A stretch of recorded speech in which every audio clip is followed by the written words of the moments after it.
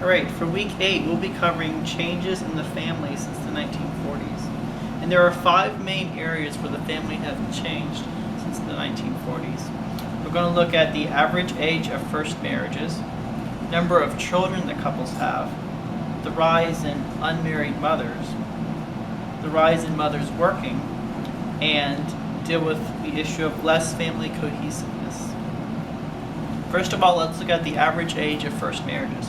In the 1940s and 50s, most men got married by age 21, and most women got married by age 20. However, today, in industrialized countries, that has risen to 28 for men and 26 for women. And there's a couple of reasons why this is true. One is because of the sexual revolution in the 1960s and 70s. It became a lot more acceptable for couples to have sex outside of marriage. And so the need for marriage was removed in some cases. And in the media, this got portrayed a lot, especially in modern television. But most couples are seen as having sex before being married. Another one is the need for more education.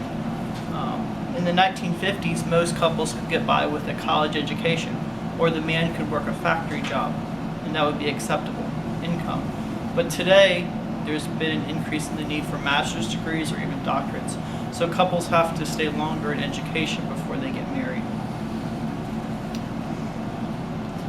The second thing we're going to look at is the number of children that couples actually have. As you might imagine, in the past, families were larger than they are today. In the 1950s, in America, the average couple had 3.7 children per family. However, today that's fallen to 1.9. And in other industrial countries like Japan and Russia, it's 1.3. That's below the replacement rate. There's a couple of reasons why the number of children per couple has declined. One is the rise of legal contraception and abortion. In America, in 1961, in Griswold versus Connecticut, contraception was legalized across the country. And so couples were now able to prevent pregnancies. Also in 1973, the Supreme Court decided in Roe versus Wade that abortion is now legal throughout the country. So even if the couple has a child, they can still abort it after conception. There's been 40 million abortions, at least, since this time, and that has definitely cut into the population number. Another reason is urbanization. As countries become more industrialized, we see a shift from the rural to the urban. In rural societies, children are an advantage because they can help farm. This has been true for thousands of years in history. However, in urban societies, children become more of a burden because of space, and children aren't really able to contribute to the family income in urban societies, especially since child labor laws have been passed. So there's not as much reason to have children. A third possible reason, probably the least important of these, is the role of environmentalism, because we've been taught that the population is growing too rapidly, and so couples have been having less children to help save the earth, so to speak. A lot of this is based on facts that aren't necessarily grounded in the truth, but this is the popular perception. A third trend since the 1950s in family relationships has been the rise of unmarried mothers. This has also been partially because of the sexual revolution. Like I mentioned earlier, there's also been a rise in cohabitation. In America, the rise of couples living together before marriage is 4 times than the 1950s. So obviously there's been a big increase, and it's been a lot more acceptable than it used to be. Another possible reason is the welfare state. In the 1960s, President Lyndon Johnson instituted the Great Society program to eliminate poverty. And part of that program was assistance for women without a husband to provide for them, but they have children. Big programs and things like that. And so this has allowed women to survive without being married. Fourth aspect is mothers working. This is also related to the rise of unmarried mothers.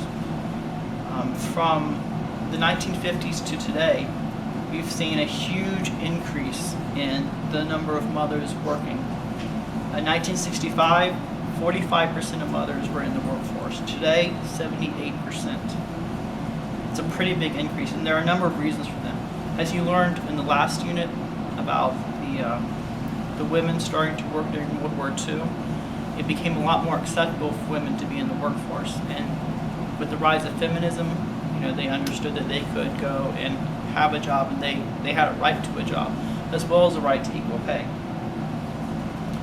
Another issue is economic pressure.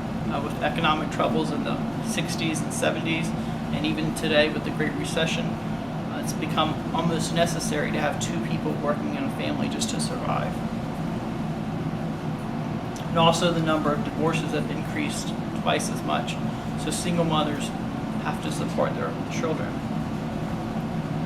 A final issue is less family cohesiveness. Today, family units are the bond is not as strong as it used to be, especially compared to like the 1950s. And there's a number of reasons for that. One of the biggest is the role of technology. Before, families used to do activities together more often. They would watch television or listen to the radio, or they would have a family game together, a board game. But with the rise of technology, we've seen a lot more different kinds of entertainment, video games, internet, things like that. So it's become a lot easier for a person to have an individual experience with entertainment. So a lot of times families will separate and go do their own things separately rather than together. Also, even things like cars. The rise of cars have allowed children to spend nights out away from their family. The rise of fast food has allowed people to eat meals separately, not together at the same table.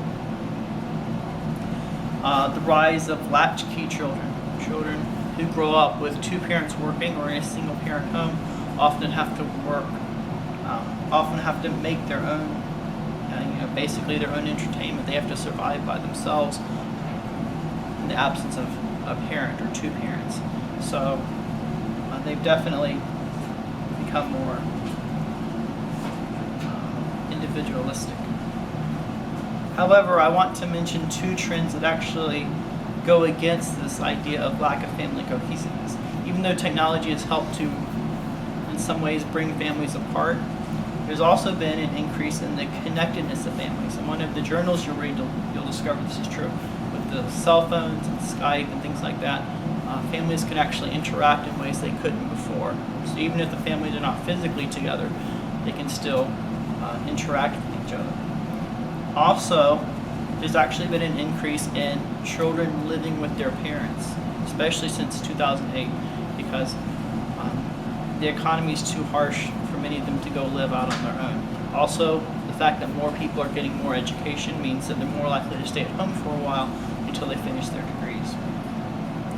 These 5 changes in family are unprecedented in the history of the world, and they've only occurred in the past 50 or 60 years, and nobody knows where this revolution will lead to.